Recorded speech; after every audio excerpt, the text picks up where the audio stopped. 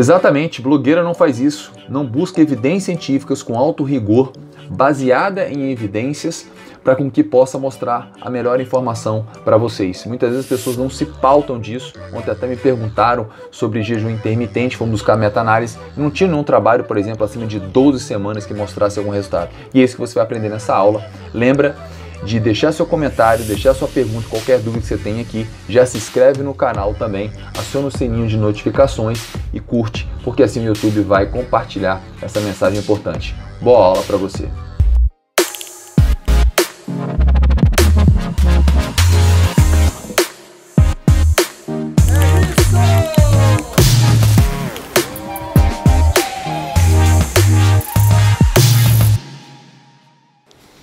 Essa aula, que é pressão baseada em evidência, é uma aula fundamental para a sua carreira profissional. Tudo que a gente faz no nosso dia a dia é importante entender quais são as bases científicas. Por que carboidrato, sem carboidrato, treino de força, cardio, por que o colesterol é 200, porque a glicemia é 100, e aí sono, tudo. E aí HIIT serve, não serve, né, para emagrecer, como é que é? Ou seja, tudo se baseia nisso. Então, o suplemento tal, a prescrição tal, o remédio tal. Então, pressão baseada em evidência é você entender esse processo. Então, por exemplo, quando eu coloquei esse questionário de satisfação da vida, né, para avaliar os meus clientes, e hoje, né, os profissionais que trabalham comigo, muita gente ficou criticando. Poxa, professor, por que você coloca esse questionário? De onde vem isso? Então, baseado em apenas 5 perguntas, eu tenho um mapa de quem é essa pessoa. Eu tenho um direcionamento. Eu tenho uma informação preciosa para saber se a vida dela está com satisfação ou não. De onde vem isso? Vem do questionário de Pavotti. O William Pavotti criou esse questionário há muito tempo. Milhões de pessoas já preencheram esse questionário. Milhões de pessoas. Então não vem de qualquer lugar. Então o que eu preciso hoje como profissional? Eu preciso de uma bússola. Eu preciso de um direcionamento para poder mapear quem é esse meu cliente, para entregar realmente o que ele precisa, não o que ele quer. E sim o que ele precisa. Porque, na verdade, a maioria de nós não sabemos o que queremos. Faz sentido? A maioria não sabe. Acorda e vai dormir como se fosse um zumbi. Então, o nosso objetivo é conhecer mais os nossos clientes. No momento que, por exemplo, hoje eu tenho como medir isso e sei, por exemplo, que um cliente tem uma satisfação da vida 14, sendo que o mínimo seria sugerir 19, vocês nunca viram essa pessoa. E aí? A vida dela tá boa ou não? Tá boa ou não? O que vocês acham? Não tá boa. Então, claro que eu tenho outros mapas, vários questionários validados para isso. Hoje o personal, ele trabalha muito baseado em nada. Por isso que a gente fala muito de saúde funcional. Então, aqui eu sei que essa pessoa não está bem e a gente vai ter que direcionar outros aspectos, como, por exemplo, ansiedade e tal. Mas vamos para frente. Aqui o artigo publicado numa revista muito boa, Journal, né? É um jornal de psicologia positiva, com fator de impacto de 3,52. Fator alto de impacto, uma revista muito boa. Então, o que eu estou falando de satisfação da vida está bem documentado, em cima de revistas científicas de alto nível. Então, a partir dessa premissa, nós temos aí, Aristóteles já falava isso, tudo bem? O mais importante de tudo, né, primeiro princípio aí do treinamento esportivo é o princípio da conscientização. Você ter a dúvida como premissa no seu treinamento, no seu direcionamento. Se você não tem dúvida, você não corre atrás. A dúvida move. A dúvida faz com que você dê o próximo passo. E aí você tem como se motivar. Por exemplo, imaginem só que gracinha. Olha isso, gente. Sabe o que é isso? Cigarro. Exatamente. Os machos de cigarro antigamente tinham uma criança linda. Uma mamãezinha até fumava mais vendo isso, né? Olha só o que tinha no cigarro antigamente. O que é isso aqui? Um médico. Vocês acreditam nisso? É verdade. Então, como é que o cigarro tinha essa capacidade? Olha, médicos, Luke Strike, olha aqui, criança. E aí, o que acontece? Começou a surgir trabalhos mostrando que as pessoas que fumavam tinham maior incidência de quê? Câncer de pulmão. E aí começa a surgir as evidências científicas. Vamos trazer isso logo, logo. Então, o que é a parte fundamental dessa aula? É vocês entenderem que grandes periódicos são fundamentais, que são publicados as diretrizes, os guidelines, justamente para você saber. Por quê? O que um cigarro faz para a saúde? O que 14 cigarros faz? O que 15 cigarros faz? O que 25 cigarros faz? É totalmente diferente. E aí vocês têm as revistas científicas, por exemplo, melhores do mundo. New England Journal of Medicine, The Lancet, JAMA, British Medical Journal. Na área de medicina, por exemplo, Medicine Science, Sports and Exercise, que é uma das melhores da nossa área. E aqui uma revista, por exemplo, de treinamento de força. Então, publicado nesses periódicos, são possivelmente grandes publicações. Então vamos lá, vamos entender, por exemplo, uma revista como o British Medical Journal, olha o fator de impacto dela, 23. E o que é o fator de impacto? É o número de vezes que aquela revista é citada, o número de pessoas que leem aquele periódico, que utilizam aquele periódico, isso é fundamental. Então, como são revistas ligadas à medicina, muita gente vê. Muita gente vê. Então, o fator de impacto 23 é muito alto. Vamos lá. Uma revista, por exemplo, como o JAMA, fator de impacto JAMA, 47. Olha isso, 47. Então, se sai um artigo publicado nessas revistas, o que vocês já vão achar? Legal. Até porque, para ser publicado lá é muito difícil. Muito difícil.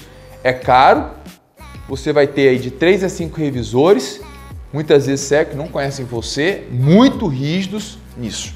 Tanto que poucos brasileiros publicam nessas revistas. Né? Uma outra revista grande, Science. Todo mundo fala, na Science, 37 fator de impacto. Olha aí, The Lancet, 53. E eu venho trazendo vários artigos para vocês da Lancet. Vocês estarem atentos, vocês vão ver como vocês vão mudar a cabeça de vocês. E o New England? Fala alto aí, gente. Qual o fator de impacto? 1, 2, 3.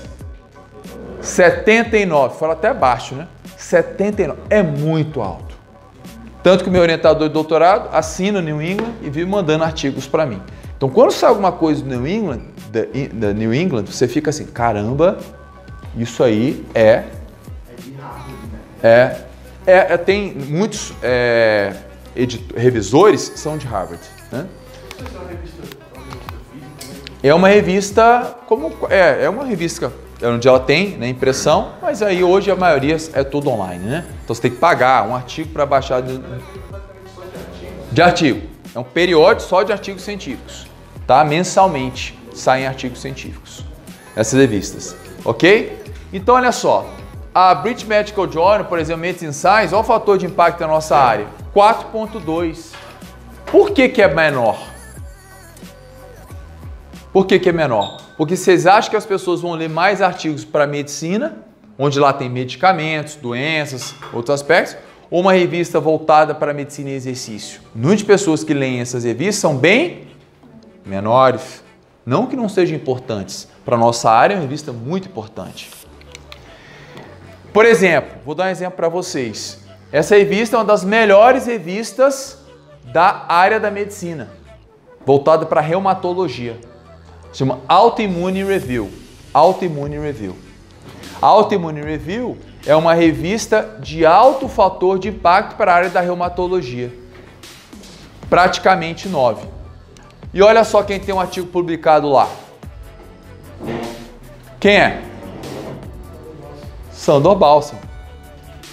Então, por que eu não tenho publicado no Medicine Science e tenho na Autoimmune Review? Porque eu fui para a área de reumatologia. E esse foi o meu primeiro artigo publicado na vida, foi esse. Poucas pessoas na área de educação física conseguiram publicar numa revista em tamanho fator de impacto. Então, o que quer dizer? Que esse meu artigo, inclusive, trata sobre fadiga, aptidão física com lúpus, é muito citado. Muitos autores citam esse meu trabalho, né? Lucas né, que enveredou para essa área do lúpus sabe disso. Então, vira e mexe, alguém está citando esse trabalho do Sandro como meu orientador, que foi, na verdade, a introdução do meu doutorado. Foi a introdução do meu doutorado. Uma parte pequena do meu doutorado, né, dos 6 artigos que eu publiquei no doutorado. Então, percebe isso. Eu migrei para cá e deu mais autoridade. Foi melhor do que publicar numa revista de exercício. Ok? Rapaz, que cheiro é esse, meu Deus do céu? Chegou um cuscuz aqui com carne moída, que é brincadeira. Vamos lá, carne de sol. E aí a gente percebe claramente que aí nós vamos entrar num outro nível da aula. Entender o que são evidências, grau de evidências. Esse trabalho vai sair para vocês se quiserem, posso passar para vocês em português. Então vamos lá, olha aqui a pirâmide de hierarquia de trabalhos científicos. Isso é fundamental, então anotem isso, vai cair na prova também, ok? Eu vou perguntar isso para vocês. Então, quando eu tenho um trabalho, por exemplo, que é um estudo de caso, um relato de estudo de caso. Então, agora eu estava vendo um trabalho de um nutricionista abordando que com uma paciente de fibromialgia, ele fez todo um levantamento clínico dessa paciente em vários aspectos e começou a investigar vários casos. Chamou muita atenção. Por quê? Porque não existia nenhuma abordagem na nutrição funcional falando da parte alimentar melhorar a fibromialgia. E o que ele fez? Ele mapeou por meio de vários questionários quem era essa paciente. Ele também soube como ela dormia, aspectos nutricionista avaliando aspectos psicoemocionais. Por exemplo, sono, tempo de TV, nutricionista fazendo isso. E aí ele mapeou tudo isso, em 45 dias a paciente voltou. Ela já tomava vários medicamentos e a paciente melhorou. Sandro, é relevante? Claro que é relevante, é um estudo de caso. Existem trabalhos hoje em alto nível, com alto rigor, mostrando que a nutrição isoladamente pode melhorar a fibromialgia? Não. Mas já serve de orientação? Sim. Então, estudos de casos são importantes, mas ele é o grau menor da pirâmide de evidências científicas. E aí nós vamos subindo, onde nós temos aí trabalhos caso controle, que é um grupo de indivíduos que faz a intervenção, outro que não faz a intervenção. E aí você tem estudos de corte, por exemplo, corte prospectiva são ótimos. Então, por exemplo, esse exemplo é bem interessante para vocês. Nós vamos fazer um trabalho aqui nessa sala, metade da sala, ok, vai para o carnaval, próximo carnaval, e vai ter relação sexual pelo menos com 5 parceiros diferentes, sem preservativo. Esse grupo aqui vai para o carnaval e vai utilizar o preservativo e pode ser hétero ou homossexual, ok? Mas eu quero 5 parceiros diferentes, sem preservativo. Você acha que um trabalho desse vai ser aprovado no comitê de ética? Sim ou não? Não. Por quê? Porque não precisa fazer estudo para saber isso. Então, como é que começou a surgir os primeiros trabalhos mostrando que as pessoas tinham relação sexual, tinham AIDS? Começou a chegar pessoas com doença e elas tinham relação sexual. Então, foi um estudo de corte retrospectivo. Eles acompanharam, chegaram essas pessoas e viram. Então, falou assim, a partir de hoje, vamos começar a utilizar preservativo. Quer ver um outro trabalho interessante? Esse grupo aqui vai fumar durante um ano 2 carteiras de cigarro, ok? 40 cigarros por dia e esse grupo não vai fumar. Vamos dividir nesse grupo. Esse grupo aqui, controle, fica aqui numa situação aqui, fazendo uma outra atividade. Eu posso aprovar um trabalho desse? Não. E como é que surgiu os primeiros trabalhos com câncer de pulmão? Foi justamente acompanhamento retrospectivo. Então as pessoas chegavam, o que você tem? Câncer de pulmão. Câncer de pulmão, o que você faz? Fuma, fuma, fuma, fuma. Então, são trabalhos de corte. Percebe que dependendo do trabalho, existe, e aí tem vários outros tipos de exemplos também. E aí tem os ensaios clínicos randomizados, onde eu tenho, por exemplo, esse grupo aqui vai fazer um trabalho com 4 séries para verificar a hipertrofia durante 8 semanas. Esse grupo aqui vai treinar durante apenas 2 vezes na semana. Nós vamos comparar, por exemplo, esses 2 grupos com a mesma frequência, intensidade, volume. Então, tem um trabalho aqui, vai ter um grupo controle, vamos comparar. Aqui é um trabalho que já dá para ser aceito. A gente sabe para iniciante, por exemplo, isso não vai dar diferença. Então, é o tipo de estudo. E aí nós temos aqui, esse aqui eu quero que vocês prestem bem atenção, a meta-análise. O que é uma meta-análise? É uma junção de vários trabalhos científicos. Então nós temos aqui, por exemplo, a Najara, aí tem o Igor, tem, por exemplo, a Ana, tem o Vinícius, a Alessandra, a Adriana, fizeram um trabalho. Cada trabalho de vocês tem em torno de 50 pessoas. Junto o trabalho de vocês dá 250, certo? Então nós vamos fazer uma análise desses 5 estudos para saber qual é o efeito determinado de alguma intervenção.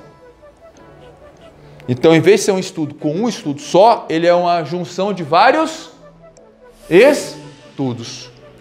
Então, eu faço uma pergunta para vocês. Se vocês fossem fazer hoje o mestrado, um doutorado de vocês, vocês fariam um mestrado com um assunto que tem meta-análise ou um estudo que apenas tem estudo de caso?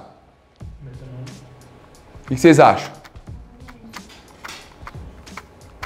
Alguns falaram meta-análise. Alguém discorda? Se tem meta-análise é porque tem pouco ou muito trabalho? Muito. E você tem que fazer um trabalho inédito. Se é o trabalho inédito, é que tem poucas evidências. Ou seja, quando eu fiz aquele trabalho, tinham trabalhos mostrando a relação de aptidão física e fadiga com lúpus? Sim ou não? Não. Então eu estava aqui embaixo. Eu fui fazer essa construção.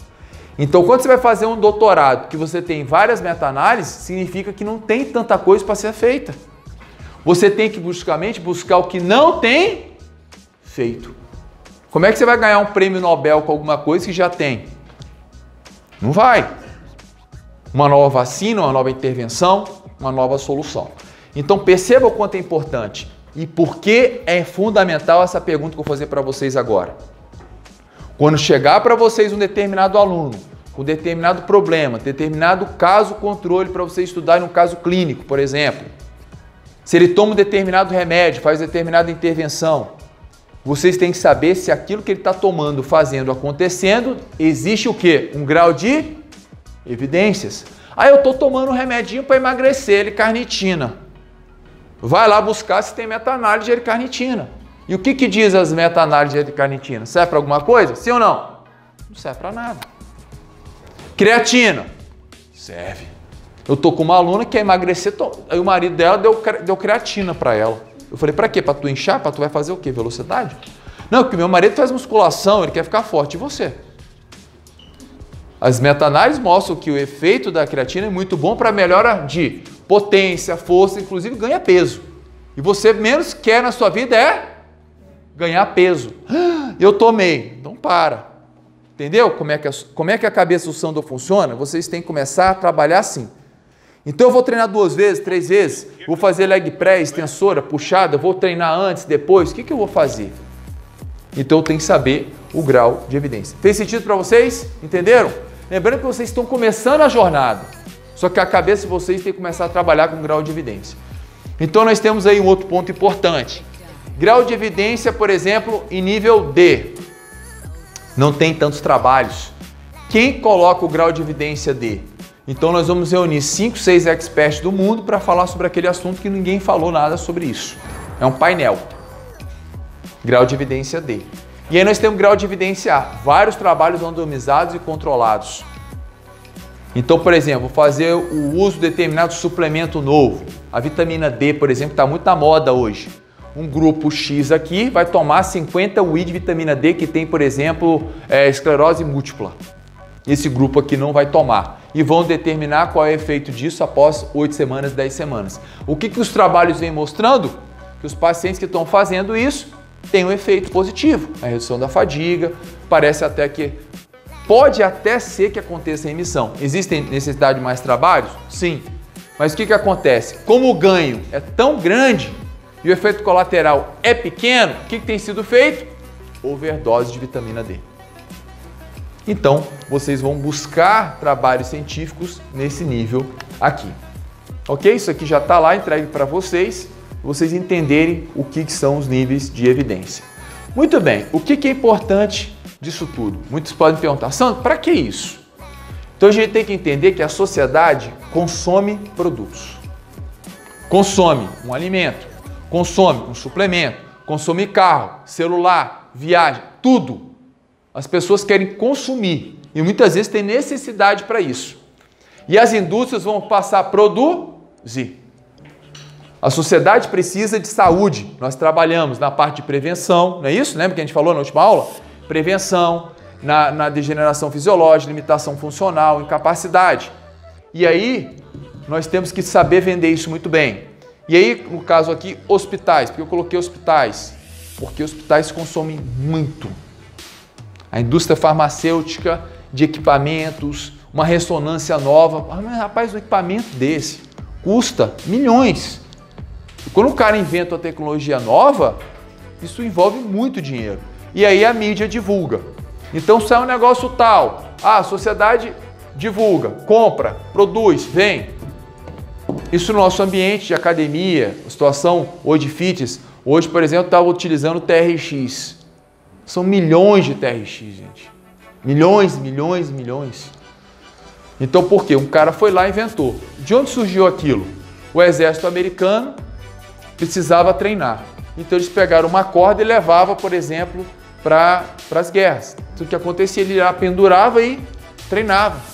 E aquilo cresceu muito após isso, porque o soldado precisava de algo simples, prático para poder treinar, e surgiram as variações, e aí surge a metodologia TRX. Então o cara vai lá e coloca TRX, tanto que é igual bombril, né?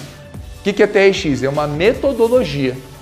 E a gente chama a cordinha de TRX, olha só. É igual bombril. Palha de aço é bombril. É igual refrigerante, muitas vezes é Coca-Cola, né? Então muitas vezes acontece isso. O que a sociedade criou? Uma situação, a indústria passou a produzir e as pessoas passaram a utilizar. A mídia divulgou, muita gente comprou. É um treino com corda e muita gente paga caro por isso. Olha isso, né? No entanto, o que a gente tem que entender? Que os alunos muitas vezes vão numa direção e a parte acadêmica vai em outra direção, a academia. Nem tudo está baseado em evidências. Quer ver uma? Quanto se vendeu por anos que o HIIT é milagre para emagrecer? Quantos anos se vendeu isso? Nem fazer HIIT para emagrecer. E quais são as evidências? Tem meta-análise mostrando que HIIT emagrece isoladamente? Sim ou não?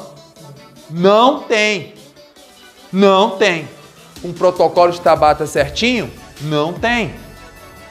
Então percebe que a gente está vendendo alto e na verdade é uma mentira. A gente sabe que falando de emagrecimento, o exercício não é uma boa estratégia. Isoladamente. Lembrando, tá? Ele é importante para o comportamento.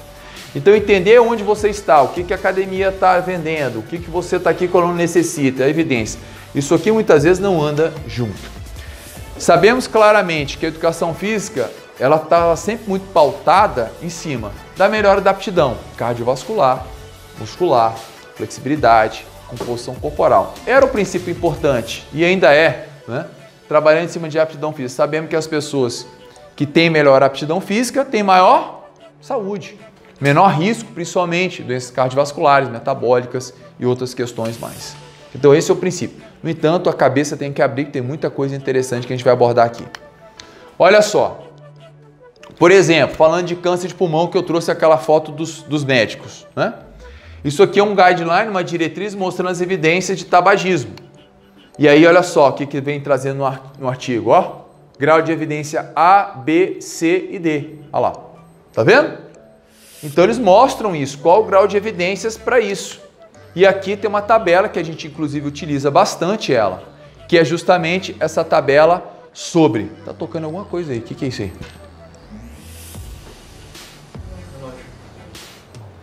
Tirar esse reloginho para nós.